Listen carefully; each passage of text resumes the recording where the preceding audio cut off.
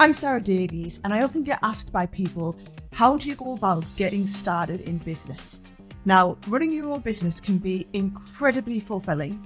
It is also an enormous amount of work. What I always say to people is, don't think about running a business as being a career choice. It is more of a lifestyle choice. It's definitely not a 9 to 5. Quite often people always see the glamorous side and they don't see the sacrifices that are required and the work that goes into making a business work.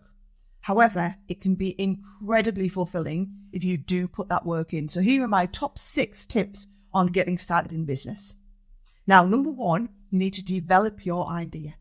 So I always say, is what you're doing solving a problem? Is it really different to what else is out there in the market, whether it's a product or a service?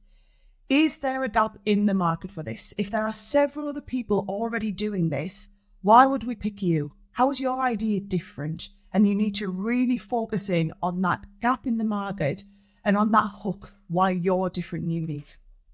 Number 2, the plan, okay? To fail to prepare is to prepare to fail, and you need that business plan, even if the plan is going to change. You know, quite often you start off with a plan and things will evolve as we go on. That's fine, but not having a plan to start with is a recipe for disaster. So think about, where do you want your business to be in 6 months or 12 months? Set some goals, some KPIs in here, key performance indicators, something for you to strive to and for you to be able to measure against to see if you are progressing against the plan and if you're being successful. Think about those milestones. What are the key milestones that you can hit to know that you're in the right direction? Now, number 3, you need to register your business. You need to come up with a name, something that is really on brand for you, that's going to be recognizable, and then you want something that's going to be really memorable.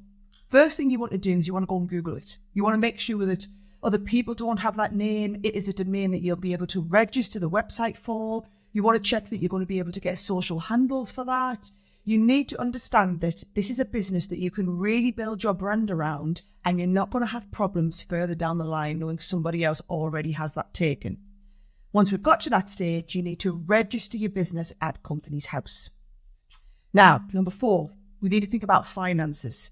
So I want you to think about, how much cash do you really need to get the business started? Are we bootstrapping this, or are we getting investment from somewhere to get started? What is the cash requirement of the business? And then where is that cash coming from? So are we looking at grants? Quite often there might be some government funding to help get you started. Are you putting your own personal money in here? Are you taking on loans or investment from family and friends? Are we looking to crowdfund the business? Think about the cash requirement, where it's coming in from, and then you must put together a cash flow plan, okay?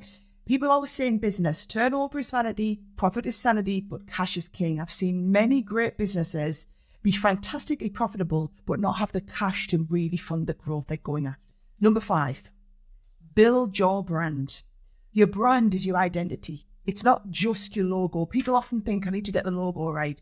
It's not just your logo. It is the values that your company is going to be based upon. It is your tone of voice. It is how you're going to make someone feel when they see anything about your business or they interact with your business. They look at your website. You are an extension of and a reflection of your business. So your personal brand is also a reflection of the brand within that business. And then you need to think, how are you going to protect that brand? And how are you going to present yourself as part of that brand preparation? Number 6, we've got to work on, how do we get the brand out there? Okay? So how are people going to find you? You're going to develop your own website. Have you thought about SEO? People are going to be searching for you. How are they going to find you? Are you going to be able to optimize that search? What about social media? We've talked about getting the social handles right, but how are people going to find you on social media? What is the incentive for people to follow you out there? A big thing I find within this is community building. So you build a community of people. If you genuinely have a product or service which is unique, that someone's going to be able to find and really identify with, find your tribe, build the community will then come and follow. So a really big part of getting your brand out there is really engaging with that community. Now, I'm conscious that there was an awful lot that we've covered up here. This really is just the starter, the things that you need to think about when you are starting your own business. And I've covered them really fast there in a short space of time. However, we will look at each one of these pointers in more detail, and I'll try and give you more advice and support on each of these as we progress through, okay? I want you to start researching the business, start thinking about your idea, looking at the competitors in the market, finding out where that gap is, starting to plan the business, thinking ahead, getting the brand out there. Put all of those foundations in place, and then you're ready to start building the business plan, getting ready for launch and doing all of the preparation.